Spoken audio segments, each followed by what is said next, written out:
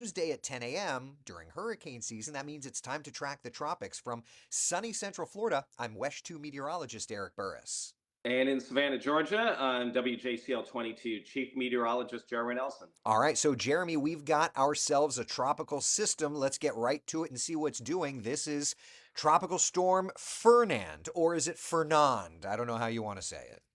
I think it's Fernan. We Fernand, were we were excuse me. really diving into that at my station, and we Yeah. were just, you know what? Overall, we were thankful that this was not headed towards the U.S. and it's going to be short-lived. So Yep. we were like, we don't have to discuss the name a whole lot. It's going to be gone here very soon. Correct. So there it is. Either way, it is. It's like it reminds me of Isaias. You remember that storm, but yeah. That's So back next year. That is back next year, by the way. love that so much for us. Golly. All right. So there it is. The storm system does not look very organized at all. As a matter of fact, you and I off camera were chatting. Looks like this thing is basically done and over with. Yeah, so once that's done, we're going to see a bit of a break. But maybe what we'll do before we take a look at some of the ensembles or something, if you have kind of where we're at in the season, Yep. maybe we can discuss that and then we'll get into more of the forecast because Aaron sort of propped our numbers up. We've had all these tropical storms and then we throw in a category 5 hurricane, Right. and it did boost some of our numbers for the season. Right. So here we are, right? So we've had six named storms this season. The average through today's date is 5.7. Last year through today's date, we had five named storms. So there's that. Of course, when it comes down to named storm days, we're actually a little below average. Actually, I got this wrong. So 20 but the 30-year average is not 24.5. The 30-year average is 19.4. So ignore that. So around average. Yeah, yeah. So we're around average. As far as the ace goes, this is accurate, Jeremy. And we are above average. And we'll see the ace though starts climbing very quickly because I mean September 10th is the actual peak of hurricane season. Even though we stay pretty busy through about the first 7 to 10 days climatologically through October. So the ace numbers start going up very fast. If we get a week where we don't have any systems, we'll be probably around average or a little bit below with how fast the ace climbs. But Aaron, category 5 hurricane that hung around a long time. It was a major hurricane, then a hurricane for bookending that, and that really elevated the ACE score. Right. And Fernand is not adding a lot. It might end up being close to 2. I think it was between around 1.8, 1.9, or something like that. Yeah, yeah. So we'll watch and see how that, of course, tracks on. But the good news is, once we clear ourselves from Fernand, Potato, there doesn't seem to be any sort of big home run deals in the next couple of days. As a matter of fact, the National Hurricane Center is not looking at any other areas of interest beyond the tropical system. Yeah. So areas of interest, some people refer to those as the lemons or the oranges, those yellow, Ugh. orange colors. No. I know that some people No. call it that. We don't usually refer to that, but some people that's kind of they see that and that's what they think of. So nothing like that across the basin right now. But as we were discussing, I would not be totally surprised if maybe we do get one of those yellow areas of interest showing up somewhere, possibly off the southeast coastline Right. early next week. Doesn't look super impressive, Right. but just kind of looking forward to anything that may be in the basin. So let's do this then. I mean, we know that there's nothing out there at the moment. So then let's bring up the computer models and let's just kind of get an idea of what's happening. Okay. So this is the raw American GFS model, the current run, and we're just looking at pressure anomalies. Okay. So rolling through time, not really seeing anything. And now right here, this is Saturday the 30th. Maybe a little area of low pressure, kind of an old front just bubbling anywhere from Louisiana all the way to like Bermuda, but no home runs there. Um, Looking ahead to like September 2nd, moisture coming off of Florida, perhaps developing into something weak and sloppy out from about the Bahamas to the offshore waters, Jeremy. So there's kind of that first indicator that there could be something. Yeah, and as you mentioned, these don't seem overly organized, all that impressive, just sort of lows that we would keep an eye on. Maybe falling into that 20% area of interest that the National Hurricane Center sometimes tag. So you said that's the GFS? Yep, yep, and that doesn't even take it the full way. We'll continue running the GFS here, okay? So Okay. that's through Thursday, September 4th. We'll keep running homegrown system potentially. Then all the way to the end, that's basically it. Maybe some broad low pressure down in the Caribbean, but that's that. Let's re-rack it and let's switch over to the European, okay? These orange shades, that's high pressure. You're not going to develop a tropical system in high pressure. Again, maybe what we see here, this is what's so interesting, and this is worth a broader discussion, Jeremy. So this is Saturday, storm system over Mississippi, non-tropical storm system. Watch how it rolls off the coast, and maybe at the very end of that 60 run tries to develop into something tropical and pulls away. And so to that point, before I go further, the model keeps going, but before I go any further, let's just take a moment, okay? There's a cold front that is over my area right now, south of your area.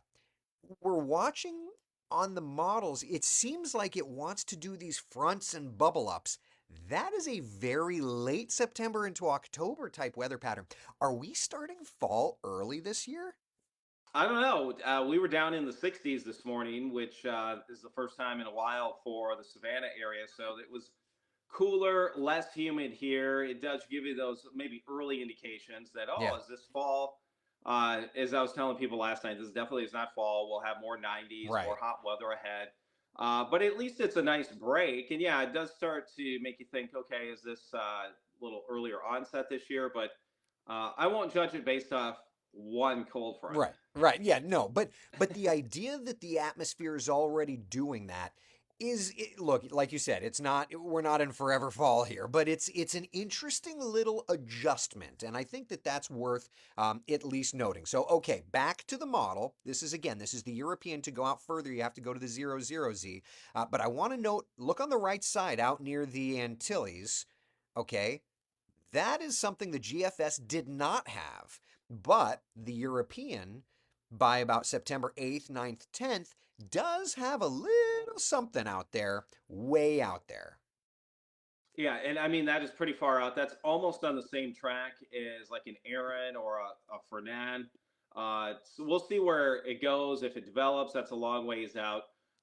What we are probably thinking is if we start to get busy again, it might be the back half of September Right. into early October is probably our next sort of favored time window. And then, as you were mentioning, we'll just keep an eye on some of these lows that may meander as a cold front drops through, see if a low forms near that. The one that you pointed out off the southeast coast, it Yeah. appears on models. The good news is if something does develop, it's moving away or to the northeast from the southeast in Yep. Florida. Yep. Yeah. Yeah. So that's moving away is fine. If we could have 1,000 fish storms and have nothing that impacts us, I think we could all be very okay with that. Yeah, and I think I mean it's remarkable that we had a Category 5 hurricane. It was around for so long, and it did not make a direct landfall on any island or really any land mass. Right. So as Max Mayfield so famously says, Um, it's only a bad hurricane season if something hits you, right? Like you could have one, like Andrew. We just celebrated. We just went through the anniversary of Hurricane Andrew's 1992 landfall, and remember that was a Category 5 storm that made landfall. A named storm, and it was during August. So it takes one, and that one like changed the world when you think about it.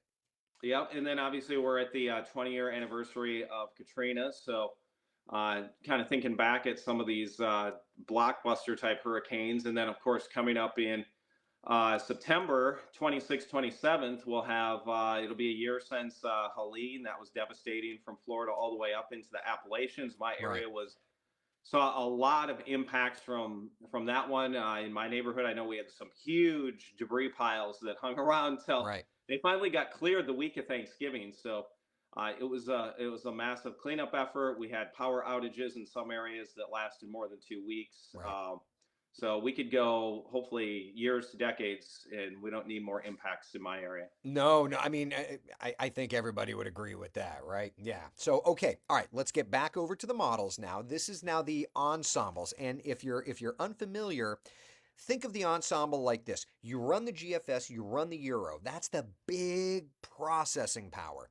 Then let's go back and revisit things, okay? And that's where the ensembles come in. And basically, it's just different flavors of the same thing. So, a couple of little indicators here around the 1st of September, some sort of a piece of energy from the Gulf kind of riding across Florida and up the eastern seaboard. Nothing big. Then there's a couple of these little ensemble members around September 7th, 8th, 9th that want to start popping stuff around the Caribbean. The deterministic run of the GFS does not show this, whereas the ensemble action is showing that, Jeremy. So it's kind of interesting to see what ends up happening here in actuality. Yeah, and that would take us into the second week of September. So we likely get through upcoming holiday weekend, no issues. And then that second week of September, that's the actual peak of the Atlantic hurricane season. So to see something in the Atlantic basin once you get into week 2 of September, if it was completely quiet, that'd be very unusual to see maybe a storm or two floating Yeah. around somewhere out there. That's pretty common. Yeah, I mean, this is an interest. All I'm going to say at this point is it's an interesting hurricane season, but the season is not over at all. So certainly Right. don't write anything off. Okay, European ensemble. This is the 30th of September. Look at how it's like there's an old front that's kind of throwing a couple of pieces.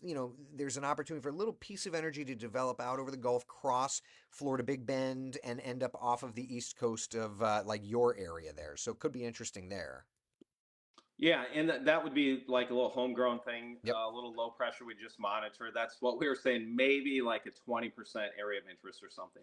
And then beyond that, let me go to the Atlantic Basin. I mean, there's a lot going on here, but um, at the very end, there's some indication of something way, way, way out there. But again, nothing significant. So I think at this point, what we're really looking at, if honest, is going to be these homegrown type deals. You're not at the moment seeing significant indication of a Cabo Verde like full on Atlantic type thing going through. So I think at the moment, that's where we are for the next couple of weeks.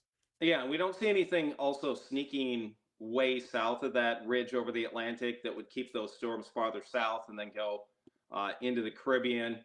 So far, everything has been a little farther north and then curving out, which is great. Hopefully, Yep. that's the entire rest of the season, stuff like that. Yeah, I would take that. So that's kind of where we're at. A couple of people are asking about the Madden-Julian oscillation. That's kind of an interesting thing to go over. Of course, Jeremy, we know that the Madden-Julian oscillation is a way to look at kind of who's hot and who's not atmospherically when it comes to tropical activity. So if we switch over from the world view to the Atlantic Basin view, we're not really in phase right now, which is why we're not seeing activity developing. But watch around September 1st or 2nd. We don't go hard in phase, but at least the Caribbean, the waters around the United States itch a little closer. So we could see something perhaps try to develop. But after that, watch how quickly those browns show back up and we go right back out of phase. So there's not a lot of support, at least from the Madden-Julian oscillation perspective. Yeah, and what was that? How far were you showing out there?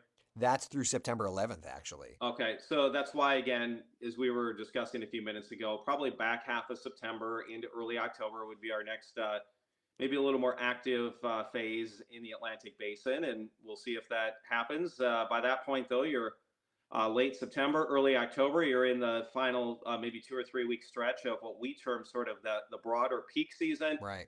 Last year, though, hey, we had storms that were causing some problems all the way into November. So we'll be mindful and we'll be here all the way through November 30th.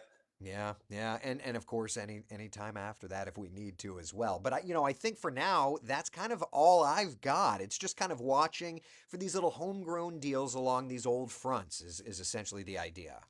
Yeah, and, at the moment, looks like we won't have issues through the holiday weekend, but we'll watch maybe with one low trying to kind of sneak its way into the Southwest Atlantic. But as you were showing again, that hopefully just moves away from land. Perfect. All right. From sunny Central Florida, I'm WESH 2 meteorologist Eric Burris. And in Savannah, Georgia, I'm WJCL 22 Chief Meteorologist Jeremy Nelson. All right, Jeremy. We'll see you later, buddy. All right, take care.